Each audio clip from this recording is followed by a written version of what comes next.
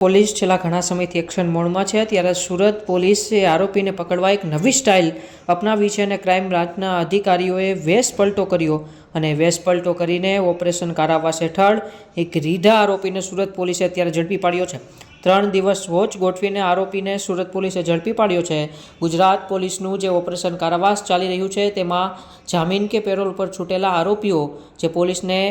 જાકારો કે ચકમો આપીને ભાગી જાય છે અને ત્યારબાદ તેઓ જેલની અંદર હાજર નથી થતા તેમને પકડવા ગુજરાત પોલીસ છેલ્લા 1 મહિનાથી ઓપરેશન કારાવાસ ચલાવે છે અને તે ઓપરેશન કારાવાસ હેઠળ જ સુરત પોલીસ એક રીઢા આરોપીને પકડવા માટે એક નવી સ્ટાઇલ અપનાવે છે અને સુરત પોલીસ આરોપીને પકડવા વેશ પલટો કરે છે અને 3 દિવસ વોચ પણ ગોઠવે છે અને બાદમાં ખમણ, કોઈ ભજીયા તો કોઈ ફેરીઓ બનીને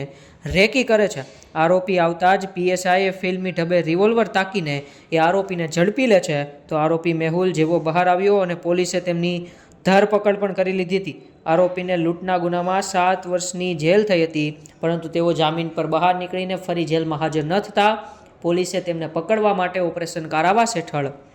વેશ પલટો કરીને કોઈ પોલીસવાળા ફેરિયા બન્યા તો કોઈ ખમણની દુકાને ઊભું રહ્યું તો કોઈ ભજીયાની દુકાને, અને જેવો આરોપી બહાર આવ્યો તેવા જ તેમના પીએસઆઈએ રિવોલ્વર તાકીને આરોપીની ધરપકડ કરી લીધી હતી। 2024માં આરોપીએ પેરોલ જમ્પ કરી હતી અને 3 દિવસ રેકી કર્યા બાદ આરોપી મેહુલ બાબરની અત્યારે સુરત પોલીસે ધરપકડ કરી છે।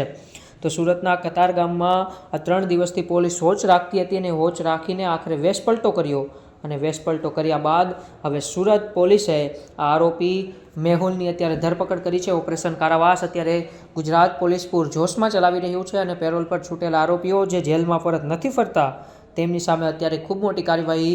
ગુજરાત પોલીસ કરી રહ્યું છે। ત્યારે સુરતની અંદર વેશ પલટો કરીને એક નવી જ સ્ટાઇલની અંદર આરોપીને સુરત પોલીસે પકડી પાડ્યો છે।